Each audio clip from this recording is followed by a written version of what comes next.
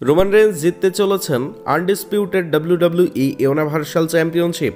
2024 সালের রেসেলমেনিয়াতে Roman range চ্যাম্পিয়নশিপটি হারার পরে এখনও পর্যন্ত চ্যাম্পিয়ন হতে পারেননি।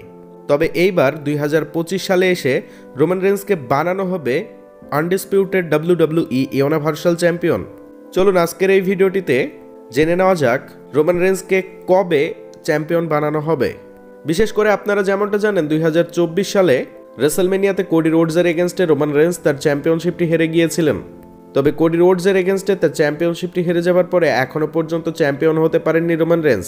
রোমান রেঞ্জ হয়তোবা 2025 সালের রেসেলমেনিয়াতে এসে আবারও চ্যাম্পিয়ন হতে পারেন কোডি রোডসকে হারিয়ে।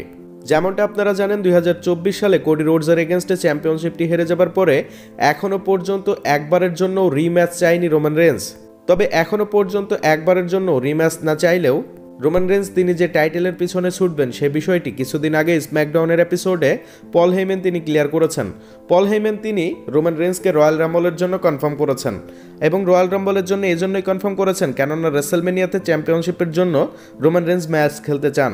আর রোমান রেঞ্জকে চ্যাম্পিয়নশিপের জন্য রেসেলমেনিয়াতে ম্যাচ খেলিয়ে রোমান রেঞ্জকে চ্যাম্পিয়ন বানানো হবে, এমনটাই বলেছেন পল হেইম্যান। তবে রোমান রেঞ্জ তিনি রয়্যাল রাম্বল জিতুক অথবা না জিতুক, রোমান রেঞ্জকে অবশ্যই 2025 সালের রেসেলমেনিয়াতে চ্যাম্পিয়ন বানানো হবে। সেটা আনডিসপিউটেড ডাব্লিউডাব্লিউই ইউনিভার্সাল চ্যাম্পিয়নশিপ হোক অথবা ওয়ার্ল্ড হেভিওয়েট চ্যাম্পিয়নশিপ হোক, যে কোনো একটি চ্যাম্পিয়নশিপ রোমান রেঞ্জ জিততে চলেছেন 2025 সালের রেসেলমেনিয়াতে।